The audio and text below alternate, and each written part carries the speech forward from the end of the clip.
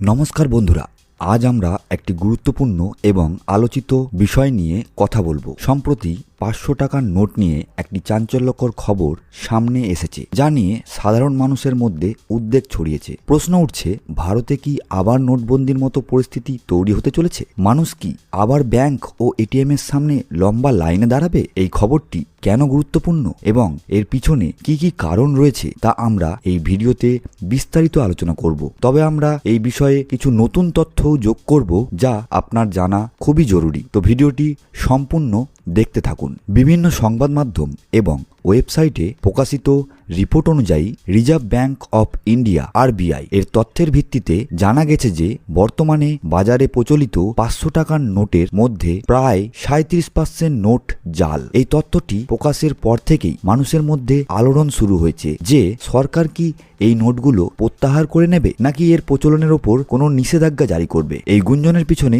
মূলত 3টি কারণের কথা উঠে আসছে। প্রথমত যে কারণটি উঠে আসছে সেটি হলো জাল নোটের বিরুদ্ধে ব্যবস্থা। আরবিআই এর তথ্য অনুযায়ী 37% জাল নোটের প্রচলন বাজারে উদ্বেগজনক পরিস্থিতি তৈরি করেছে। এই জাল নোটগুলো অর্থনীতির উপর নেতিবাচক প্রভাব ফেলছে এবং এর বিরুদ্ধে কঠোর পদক্ষেপ নেওয়ার প্রয়োজন রয়েছে। সরকার বা আরবিআই এই নোটগুলো প্রত্যাহার করে নতুন নোট চালু করতে পারে, যাতে জাল নোটের সমস্যা কমানো যায়। দ্বিতীয়ত যে বিষয়টি উঠে আসছে সেটি হলো ছোট মূল্যের নোটের প্রচলন বাড়ানো। সরকার 100, 50, 20, 10 এই ধরনের টাকার নোটের ব্যবহার বাড়াতে চাইছে। এর পিছনে কারণ হলো ছোট মূল্যের নোটগুলো দৈনন্দিন লেনদেনে বেশি ব্যবহৃত হয় এবং জাল নোট তৈরির ঝুঁকিও তুলনামূলকভাবে কম। ফলে 500 টাকার নোটের প্রচলন ধীরে ধীরে কমিয়ে ছোট নোটের ব্যবহার বাড়ানোর পরিকল্পনা থাকতে পারে। তৃতীয়ত যে বিষয়টি মেনলি উঠে আসছে সেটি হলো ডিজিটাল পেমেন্টের প্রতি মানুষের উৎসাহ। সরকার বহুদিন ধরেই ডিজিটাল পেমেন্ট সিস্টেম যেমন ইউপিআই, মোবাইল অ্যাপের মাধ্যমে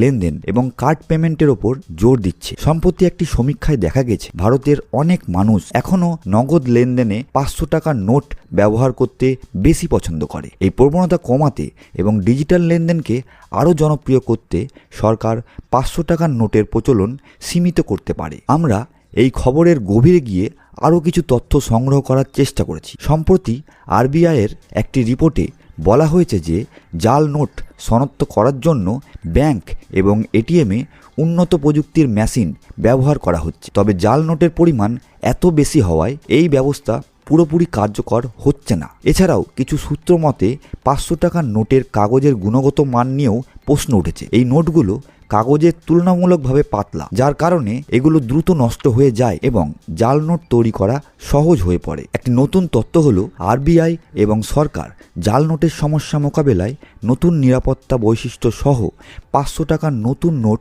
চালু করার পরিকল্পনা করতে পারে। এই নোটগুলোতে উন্নত সিকিউরিটি ফিচার্স থাকবে, যেমন মাইক্রোটেক্সট, আরও জটিল হলোগ্রাম এবং ইউভি সংবেদী কালি। এই ধরনের নোট তৈরি করা জালিয়াতিদের জন্য অনেক কঠিন হবে। তবে এই নতুন নোট চালু হলে পুরনো নোটগুলি ধীরে ধীরে প্রত্যাহার করা হতে পারে, যা 2016 সালের নোটবন্দির মতো হঠাৎ নয়, বরং পর্যায়ক্রমে হতে পারে। এবার আমরা আসি যে নোটবন্দির সম্ভাবনা কতটা। 2016 সালে নোটবন্দির সময় 500 এবং 1000 টাকার নোট হঠাৎ অবৈধ ঘোষণা করা হয়েছিল, যার ফলে মানুষের ব্যাংকের লাইনে দাঁড়াতে হয়েছিল। এইবারও কি তেমন কিছু হবে? বর্তমান তথ্য অনুযায়ী 500 টাকার নোট প্রত্যাহারের বিষয়ে কোনো সরকারি ঘোষণা বা নিশ্চিত খবর নেই। তবে জাল নোটের সমস্যা এবং ডিজিটাল পেমেন্টের প্রতি সরকারের জোর দেওয়ার কারণে এই নোটের প্রচলন ধীরে ধীরে কমানোর সম্ভাবনা রয়েছে। উদাহরণস্বরূপ, ব্যাংক এবং এটিএম থেকে 500 টাকার নোটের পরিবর্তে 100 বা 200 টাকার নোট দেওয়া শুরু হতে পারে। এটি হঠাৎ নোটবন্দির মতো নয়, বরং একটি ধীর প্রক্রিয়ায় হতে পারে। চলুন দেখে নিই, যদি এরকম নোটবন্দি হয় তবে সাধারণ মানুষের ওপর কি প্রভাব পড়বে। 500 টাকার নোট নিয়ে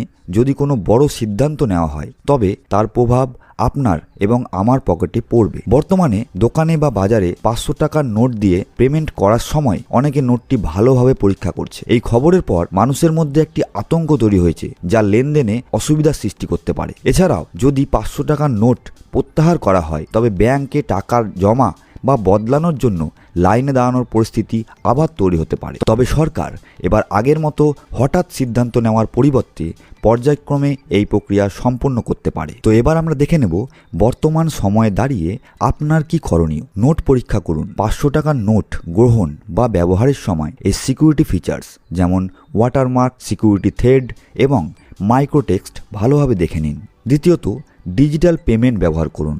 সম্ভব হলে ইউপিআই, ডেবিট বা ক্রেডিট কার্ডের মতো ডিজিটাল পেমেন্ট ব্যবহার করুন, যাতে নগদ লেনদেনের ঝামেলা এড়ানো যায়। আর সবথেকে মেন যে বিষয় সেটি হচ্ছে সবসময় আপডেট থাকুন। আরবিআই এবং সরকারের অফিসিয়াল ঘোষণার উপরে নজর রাখুন। গুজব বা অপ্রমাণিত খবরে ভরসা করবেন না। এই খবর সম্পর্কে আপনার কি মতামত? 500 টাকার নোট নিয়ে সরকারের কি পদক্ষেপ নেওয়া উচিত বলে আপনি মনে করেন? আমাদের কমেন্ট বক্সে আপনার মতামত জানান। এছাড়া এই ধরনের গুরুত্বপূর্ণ আপডেট পেতে আমাদের চ্যানেল সাবস্ক্রাইব করতে ভুলবেন না।